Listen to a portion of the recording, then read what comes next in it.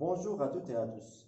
Je m'appelle Mohamed Akrda, doctorant à la Faculté des Sciences et Techniques, laboratoire Génie mécanique FES. Dans cette vidéo, je vais essayer d'expliquer une méthode très importante et d'actualité. C'est la méthode de contournement de brevet, le patent circumvention. Dans le cours de Reverse Engineering and Prototyping, nous avons vu un processus de l'ingénierie inverse pour démonter des produits existants. L'objectif est de faire une analyse pour avoir, des fonctionnalités techniques, pour tirer les fonctionnalités techniques à imiter. Ces fonctionnalités techniques peuvent être utilisées pour développer un nouveau produit ou pour la reconception de produits disséqués. Et lorsqu'on développe ce produit-là, on risque de tomber dans l'infraction de brevet, le patent infringement. Pour répondre et remédier à cette problématique, nous utilisons le patent circumvention pour contourner ce brevet-là. Dans cette présentation, je vais d'abord expliquer la méthode de contournement de brevet. Ensuite, dans la deuxième partie, je vais donner un exemple pour illustrer la méthode de contournement de brevet.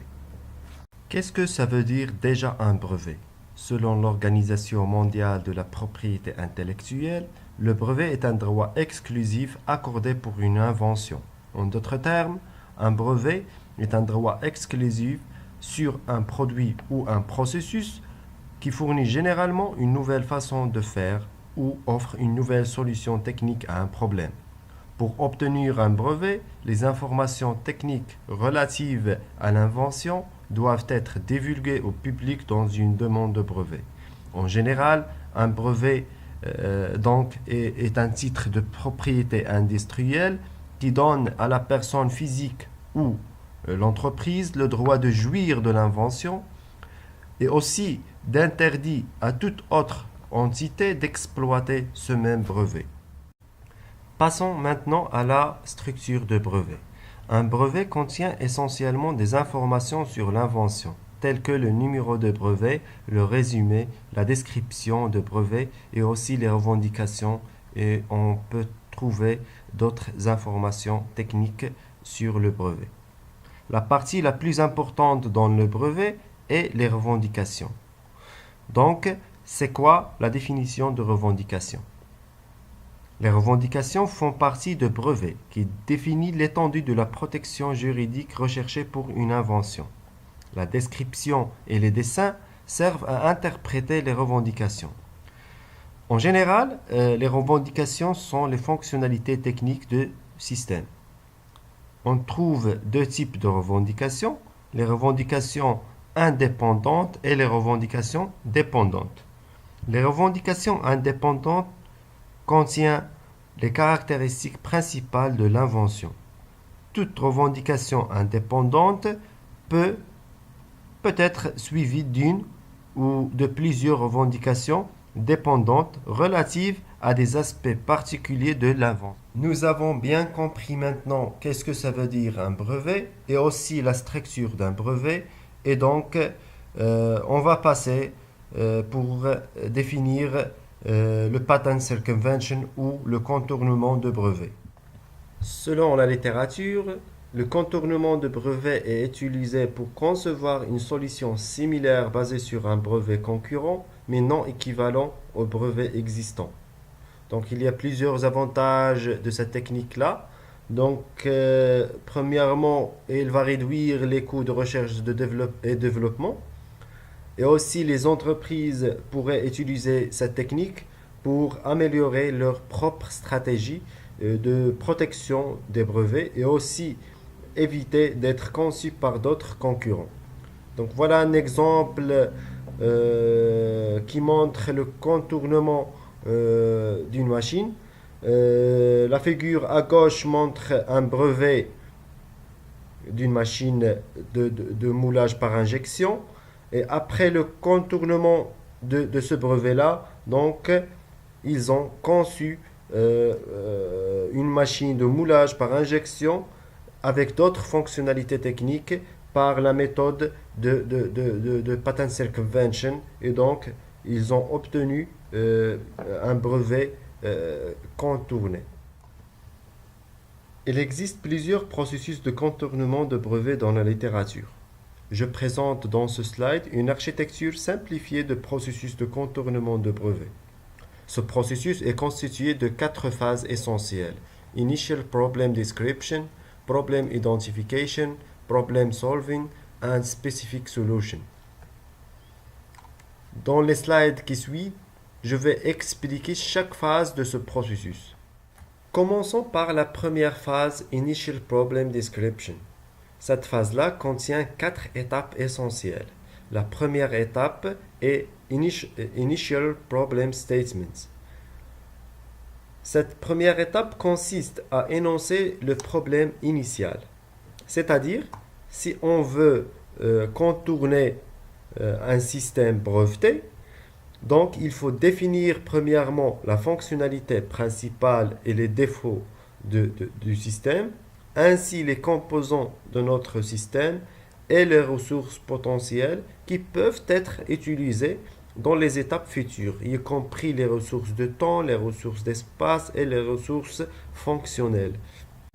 La deuxième étape, Ideal Final Results, consiste à décrire la solution à un problème technique. Dans cette étape, les concepteurs présentent une solution en se basant sur ces 4 caractéristiques. Donc, premièrement, il faut éliminer les déficiences du système original. Deuxièmement, préserver les avantages du système original. Troisièmement, il ne faut pas rendre le système plus compliqué. Il faut utiliser seulement les ressources gratuites ou disponibles. Et quatrièmement, il ne faut pas introduire des nouveaux inconvénients. La troisième étape, c'est l'étape qu'on cherche. On cherche un brevet de notre système. Donc, Target Patent Search. Donc, cette étape semble assez facile, mais elle nécessite souvent beaucoup de temps afin de chercher des brevets pertinents et ciblés. Donc, les concepteurs doivent prendre beaucoup de temps pour trouver les brevets pertinents dans la base de données de brevets. Voilà quelques sites pour chercher des brevets. Il convient de souligner qu'il est préférable de chercher des brevets de systèmes étudiés. S'il n'y a pas de brevet de système, si on ne trouve pas par exemple un brevet de notre système étudié, donc on va bien sûr chercher un autre brevet qui est similaire, que ce soit au niveau des sous-systèmes ou au niveau des fonctionnalités techniques. La dernière étape de la première phase est Patent Claim Decomposition. Donc, cette étape-là consiste à comprendre les informations techniques de brevet. Pour cela, il faut détailler le brevet, plus précisément les revendications. Comme nous l'avons déjà expliqué précédemment, les revendications, tout simplement, sont les fonctionnalités techniques du système. Et donc, pour déterminer s'il y a une violation ou non, il est nécessaire de comparer les caractéristiques techniques entre les revendications de brevet et la technologie de contrefaçon. Donc, cette figure-là montre et illustre le processus de décomposition des revendications. C'est très simple. Donc, on décompose les revendications. Donc, on lit attentivement les revendications, puis on tire de ces revendications-là les fonctionnalités techniques. Donc, je vais bien expliquer cette partie-là de décomposition des revendications dans la deuxième partie de cette présentation. Je vais récapituler un peu tout ce que nous avons présenté dans la première phase Initial Problem Description. Donc cette phase-là contient 4 étapes essentielles. La première étape, Initial Problem Statements. La deuxième étape, Ideal Final Results. Troisième étape, Target Patent Search and Patent Claim Decomposition. Donc, dans cette phase-là, il faut énoncer le problème initial. Deuxièmement, il faut décrire et donner une solution à ce problème-là. Troisièmement, il faut chercher un brevet pertinent. Et si on ne trouve pas un brevet de notre système, donc on va chercher un brevet similaire, que ce soit au niveau des fonctionnalités techniques ou au niveau des sous-systèmes. Et finalement, on va lire le brevet, on va décomposer les revendications pour bien comprendre notre système et le brevet. On va passer maintenant pour expliquer la deuxième phase de notre processus de Patent Circumvention, Problem Identification. La première étape de la deuxième phase, Problem Identification, consiste à dessiner la structure fonctionnelle du système étudié. Donc les principaux objectifs de la structure fonctionnelle est d'identifier la séquence d'action des sous-fonctions et leur relation interne et de trouver quelle fonction doit être améliorée. Donc cette figure-là montre comment il faut dessiner la structure fonctionnelle. Donc il se caractérise par des entrées et des sorties, ainsi des interrelations sous forme d'énergie, d'information et de matériaux. La deuxième étape est le functional model ou le modèle fonctionnel. C'est à peu près la logique de force flow diagram. Donc on présente les composants de notre système ainsi les relations mécaniques entre les composants. Donc dans cette étape-là, il faut dessiner le functional model qui consiste à évaluer la performance de la fonction et à identifier les désavantages fonctionnels des composants. Donc ce qui peut nous aider à repenser l'orientation potentielle de la solution qui n'avait pas été envisagée auparavant. Donc pour dessiner le functional model, il faut présenter les composants. Il faut présenter, voilà un exemple de modèle fonctionnel d'une machine. Donc voilà, ce sont des composants et voilà l'interaction entre les composants. La troisième étape, c'est l'analyse des causes racines. Donc lorsqu'on dessine la structure fonctionnelle et le modèle fonctionnel, c'est à un moment-là qu'il faut identifier les fonctions ou les fonctionnalités nuisibles du système. Lorsqu'on dit les fonctionnalités, on dit les composants. Donc l'objectif principal de cette étape est d'identifier les causes racines de la fonction nuisible. Donc il existe plusieurs méthodes qui peuvent être utilisées dans cette étape-là. Donc l'objectif principal est d'identifier la fonctionnalité nuisible pour contourner cette fonctionnalité-là. La dernière étape de la deuxième phase, c'est les stratégies de contournement de brevet. Pour éviter une violation de brevet, 3 stratégies ont été développées dans la littérature. Try-min, substitution, évolution. Pour la première stratégie, try-min, c'est le découpage. Donc, on va découper un ou plusieurs fonctionnalités techniques et transformer sa fonction à d'autres composants du système. Donc, je vais donner un exemple.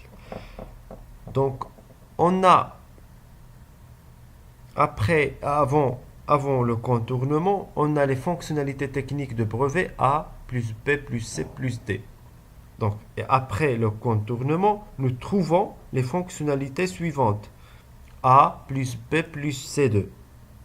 C'est-à-dire que les fonctionnalités C et D ont été découpées, ont été supprimées, ont été éliminées et aussi transformer leur fonctionnalité à un autre composant qui réalise la fonctionnalité technique C2.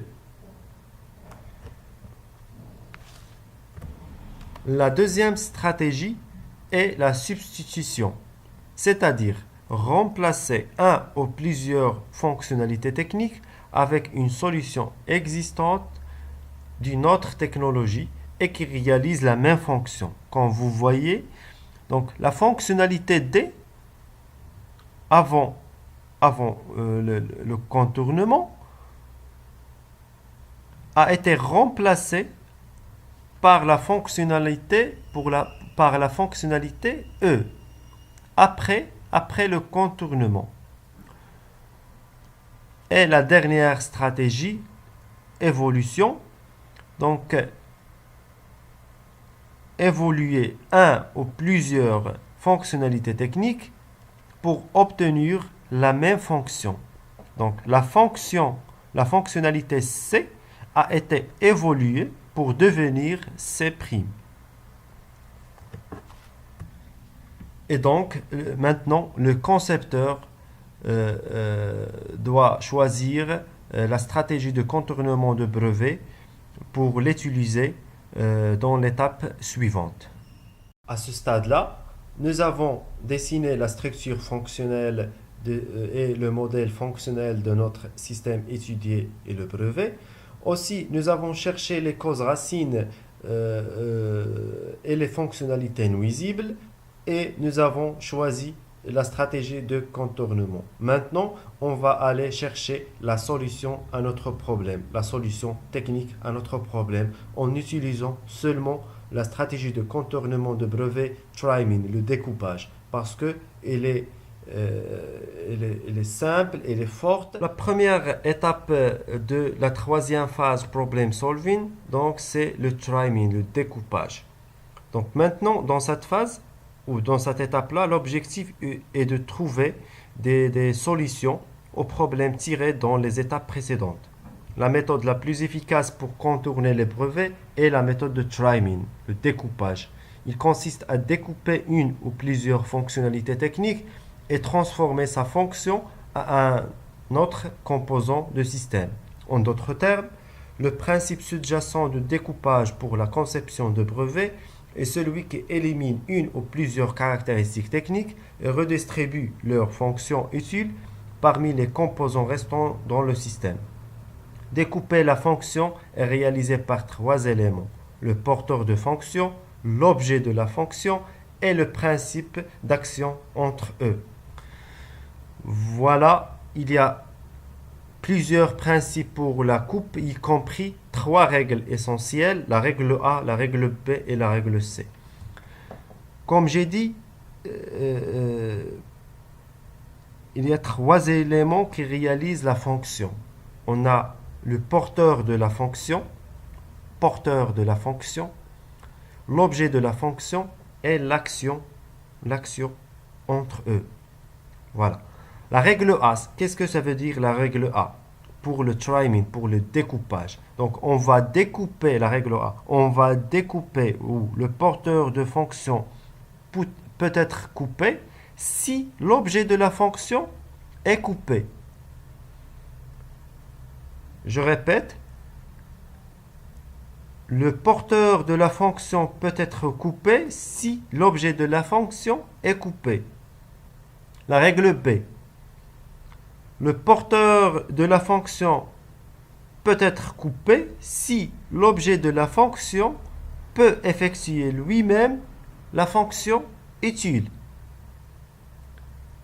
La règle C, le porteur de la fonction peut être coupé si un autre composant existant remplit sa fonction utile. Voilà, ce sont trois règles pour la stratégie de contournement de brevet Try-Min, découpage. Donc je vais expliquer ces trois règles-là. Je vais expliquer la méthode Try-Min, par l'exemple sur la figure. Voilà, la figure A montre un USB avec une pièce qui protège la tête de USB. Donc, l'exemple montre qu'il faut découper ou supprimer la pièce qui protège le USB. Et donc, voilà, c'est le porteur de fonction, c'est la pièce. L'objet de la fonction, c'est le USB, c'est le reste de produit. Et c'est quoi l'action? C'est de protéger. C'est protéger le USB. Donc, ils ont utilisé la règle B. Ils ont utilisé la règle B. Donc, ils ont supprimé la pièce qui protège le USB. Puis, c'est l'objet de la fonction qui peut effectuer lui-même la fonction. Donc, le bâti ou le bâti de USB qui va bien sûr effectuer lui-même la fonction de protéger le USB.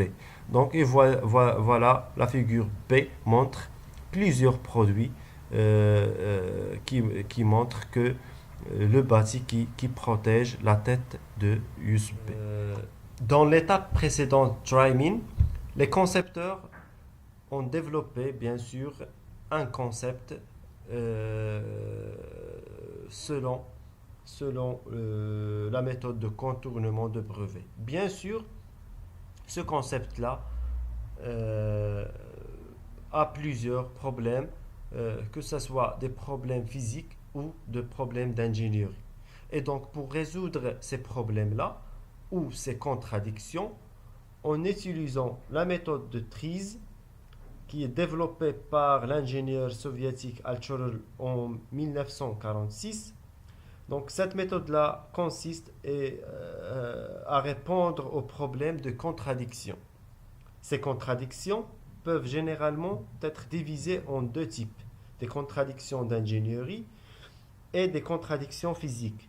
Des contradictions d'ingénierie impliquant deux paramètres différents du système d'ingénierie, cela signifie que la tentative d'améliorer d'un paramètre conduit à l'aggravation d'un autre paramètre.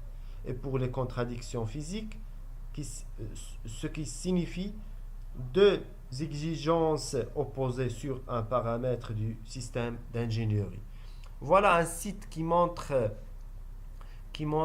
tous les principes d'invention pour répondre et pour résoudre les contradictions, que ce soit physique et d'ingénierie. La dernière phase, c'est Specific Solution. Donc, il reste maintenant, dans cette phase-là, d'évaluer l'infraction de brevet, c'est-à-dire de comparer les caractéristiques techniques de nouveaux modèles avec les caractéristiques techniques de brevet original. On commence par la comparaison de ces caractéristiques littéralement. C'est la règle de tous les éléments. C'est-à-dire que les caractéristiques techniques de nouveaux concepts sont les mêmes que les caractéristiques techniques de brevet original. C'est oui, il y a de l'infraction de brevet. Sinon, on passe à la doctrine des équivalences. La doctrine des équivalents, c'est-à-dire si les éléments correspondent à ceux des revendications, mais ils sont sensiblement différents.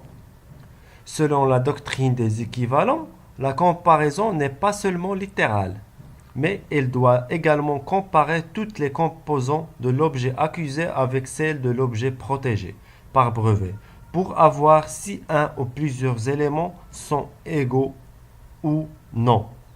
Si on n'a pas de la doctrine d'équivalent, cela implique qu'il n'y a pas d'infraction.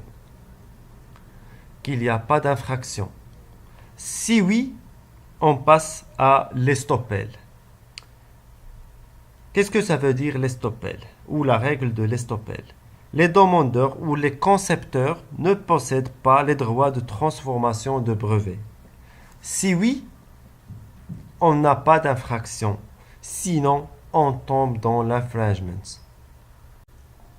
Si on a de l'infraction de brevet, on va retourner vers l'étape de try-me pour découper le brevet original pour ne pas tomber dans l'infraction.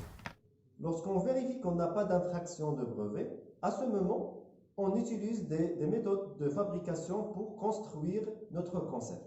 D'autres méthodes peuvent être utilisées, comme la méthode de Six Sigma, pour améliorer la qualité de notre produit.